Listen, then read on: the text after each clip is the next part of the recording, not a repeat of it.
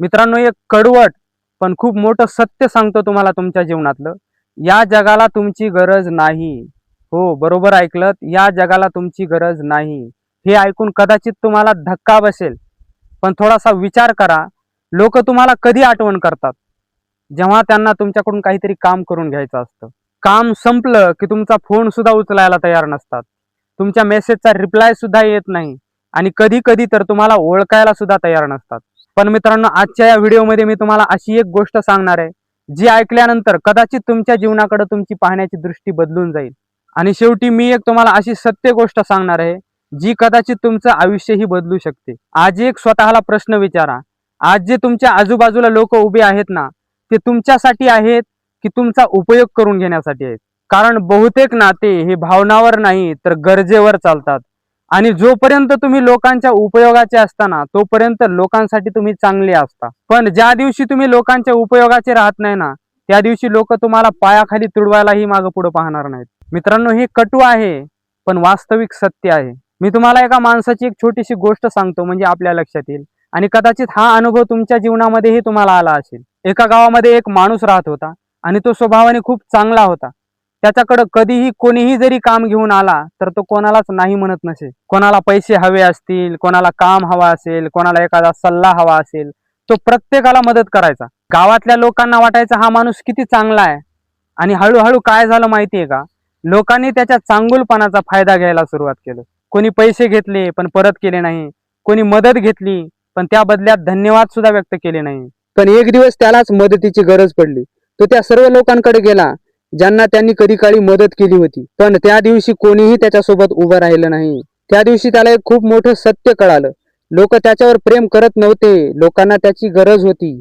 आणि गरज संपली की नाते सुद्धा तुटले. तो खूप तुटला. त्याला वाटलं लोक इतके कसे स्वार्थी असू शकतात. पण मित्रांनो, खरं सांगू, लोक हे स्वार्थी नसतात, ते प्रॅक्टिकल असतात. ही दुनिया भावनावर नाही तर ही दुनिया उपयोगावर चालते. तुम्ही कोणाच्या उपयोगाचे असाल तर तुम्हाला त्याच्याकडून सन्मान मिळेल अथवा सन्मान मिळणार नाही. लोकांच्या तुम्ही उपयोगाचे नसाल तर लोक तुम्हाला विसरायला एक मिनिट सुद्धा लावणार नाहीत. म्हणून आयुष्यामध्ये एक गोष्ट लक्षात ठेवा. तुम्ही लोकांसाठी जगा पण स्वतःला विसरू नका. तुम्ही लोकांना मदत करा पण स्वतःला कमकुवत बनवू नका.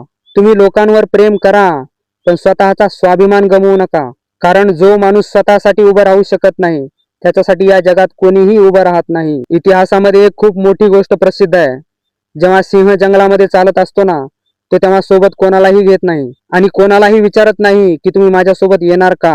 तो जंगलामध्ये एकटाच चालतो पण तरीही संपूर्ण जंगल त्याचा आदर करतं. का?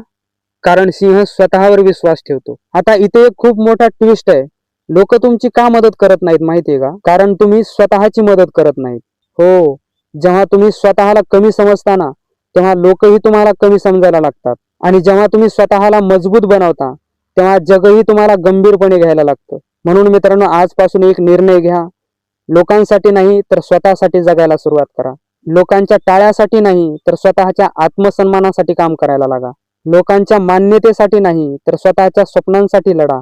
लक्षात ठेवा, ज्या दिवशी तुम्ही स्वतःच्या पायावर उभे राहाल त्या दिवशी लोक तुम्हाला पायाखाली तुडवणार नाहीत, लोक तुम्हाला खांद्यावर उचलतील. मित्रांनो, ही दुनिया बदलणार नाही, लोक बदलणार नाहीत, पण तुम्ही मात्र नक्की बदलू शकता. आणि जेव्हा तुम्ही बदलता ना, तेव्हा तुमचं संपूर्ण आयुष्य बदलतं. मित्रांनो, तुम्हाला जर वाटत असेल ना की आयुष्यात स्वतःसाठी उभं राहणं फार गरजेचं आहे, तर हा निर्णय आजच घ्या.